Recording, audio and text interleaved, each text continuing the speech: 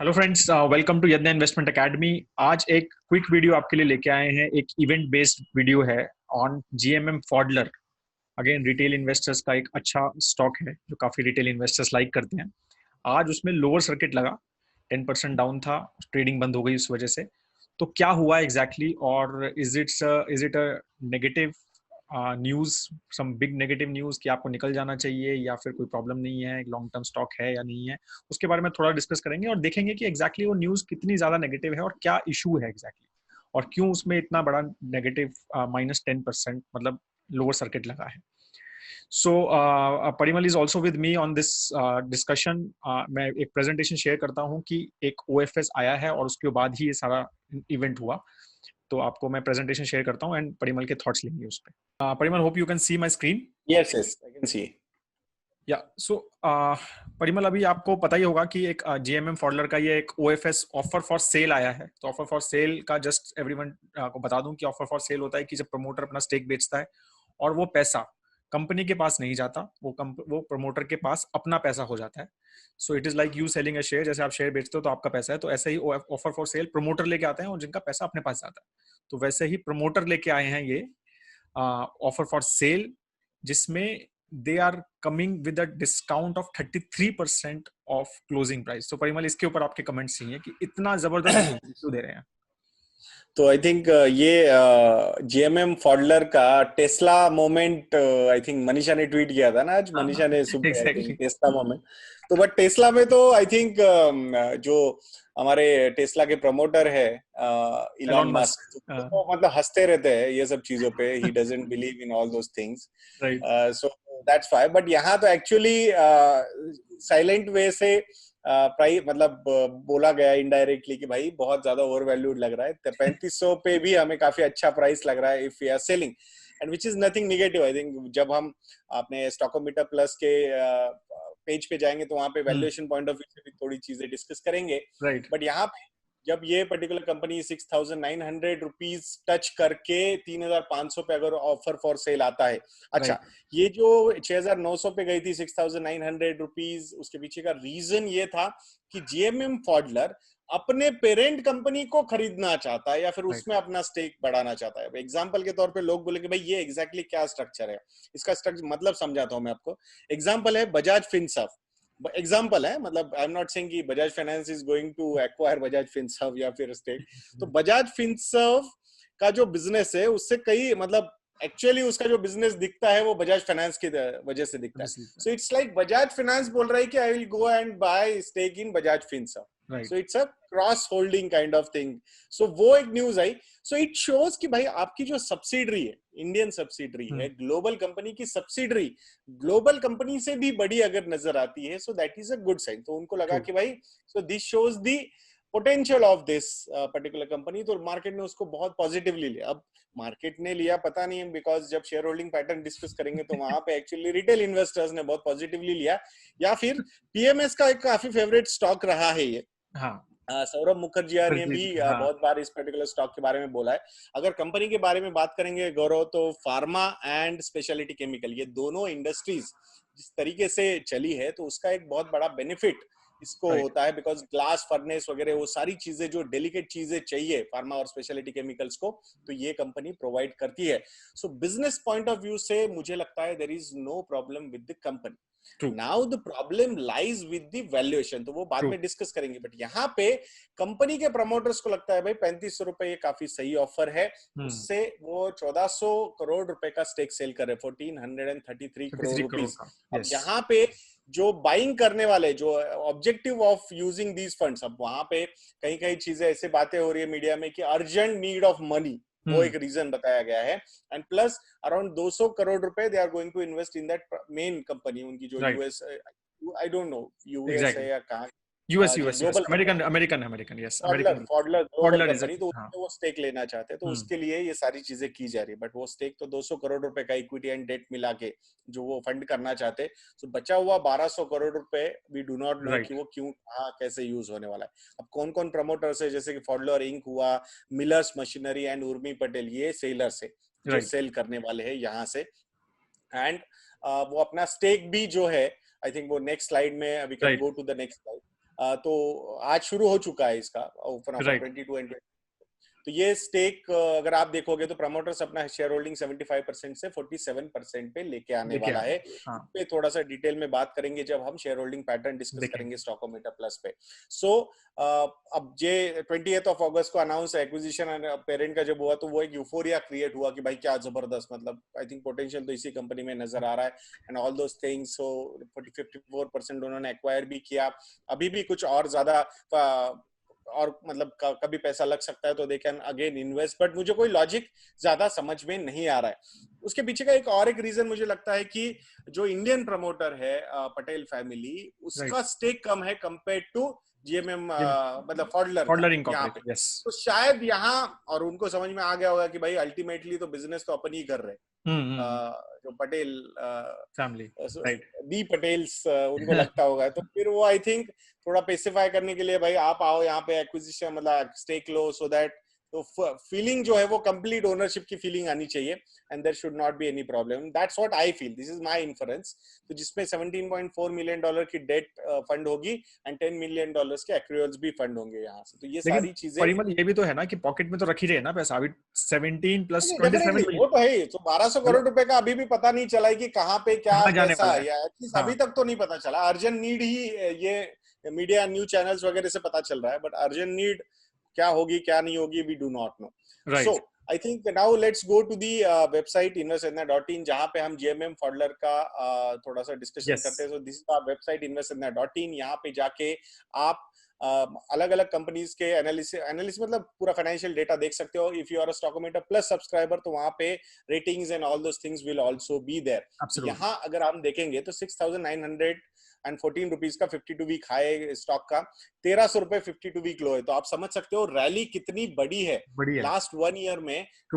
या बहुत ही जबरदस्त तरीके से रैली इस स्टॉक ने दी हुई है। अब यहाँ पे फ्रॉम 6,900 मतलब ऑलमोस्ट 50% के वैल्यू पे they are bringing the offer for sale. अब मार्केट ये गिरने के बाद मतलब ये जो प्राइस है ये कल की क्लोजिंग प्राइस है 5,241, इससे ये 10% नीचे आया 4,700 पे।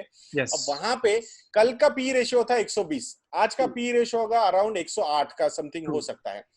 अब मुझे बताइए कि 120, 108 और 6,900 पे तो आई थिंक 140-50 के पी रेशियो पे ये कंपनी तो वो देख सकते हैं परिमल यहाँ पे वो किस पी पे गया। Yes I think P ratio we can see 148 11th ऑफ अगस्त को 148.76 का पी रेशियो ये स्टॉक गया था। वहां से ये अभी 120 और आज 108 पे नीचे आया है। सो अभी भी अगर आप देखोगे तो अभी भी मुझे लगता है 100 plus is a euphoric situation. I still remember Gaurav, हम इसका करने वाले थे एनालिसिस, बट कहीं ना कहीं वैल्यूएशन एक हिचक थी कि जो मुझे लगता था यार ये, क्योंकि प्रॉब्लम ये होता है जब भी हम वीडियो करते हैं लोगों को लगता है इनडायरेक्टली एडवाइस है। So that is also one thing we need to be very sure about that कि भाई कंपनी अच्छी लग रही है but valuations are very dangerous. तो बाकी सारे पैरामीटर पे हम ग्रीन देंगे और वैल्यूएशन पे रेड दे देंगे, तो बहुत सारे लोग उसे इग्नोर भी कर सकते हैं। And that too for a small cap company 140-150 P ratios are very alarming. So that's what I feel. And now the promoters have also told कि भाई वो तो बहुत अलार्मिंग है। अब वहां से अगर 6,900 से 3,500 भी हम करते हैं फिर भी ये 70 to 75 के बीच में पी रेशियो रहेगा। For me, I think if the growth ratios are मतलब growth numbers जो सेल्स नेट प्रॉफिट के अगर नंबर्स हम दिखा पाएंगे, so 1 year growth is 38%। Sales growth तो ज्यादा नहीं, I think margin operating efficiencies are increasing, that's why margins are increasing. तो 38.17%, 33%, 29%, आई स्टिल फील 40 to 50 के बीच में पी रेशियो जस्टिफाइड हो सकता है। So that's what I feel. But growth profit की देखिए एंड स्टॉक के सीएजीआर देखिए तो 243% लास्ट 1 ईयर, 3 साल में 104% का सीएजीआर, 5 साल में 84% का CAGR. So I think this is little euphoric. तो ये मैच नहीं हो रहा है विद द ग्रोथ नंबर्स, और that is one thing one should be very careful about. Now अगर हम शेयर होल्डिंग पैटर्न पे चलते हैं गौरव, सो अगर शेयर होल्डिंग पैटर्न पे बात होती है तो यहाँ पे इंस्टीट्यूशनल इन्वेस्टर्स क्यों नहीं है ये मुझे समझ में नहीं आ रहा। True. So DIIs are 2.1%, FIIs are 0.87% as of June 2020. And now we do not know offer for sale में अगर कोई पार्टिसिपेट करता है तो पता चलेगा हमें। 2 दिन बाद वो सारी चीजें बाहर आएंगी। बट अभी तक क्यों नहीं हुआ है? इतनी ग्रोथ वाली कंपनी जिसमें इंस्टीट्यूशनल इन्वेस्टर्स नहीं है, so that is one thing is थोड़ा सा मुझे कॉन्शियस करती है। और रिटेल इन्वेस्टर्स 22.03% है। so, कुछ पॉपुलर पीएमएस फंड मैनेजर्स के पास ये स्टॉक था और उनको सोशल मीडिया में बहुत ज्यादा फॉलोअर्स है उनके, सो उस वजह से शायद हो सकता है कि एक रिटेल इन्वेस्टर्स का बहुत ज्यादा इंटरेस्ट यहाँ पे क्रिएट हुआ एंड कंपनी ने रिटर्न्स भी काफी अच्छे दिए, ग्रोथ नंबर्स की भी काफी अच्छे दिखाए, बट यूफोरिया क्रिएट हो चुका है। So now promoters themselves have corrected that, that's what I feel।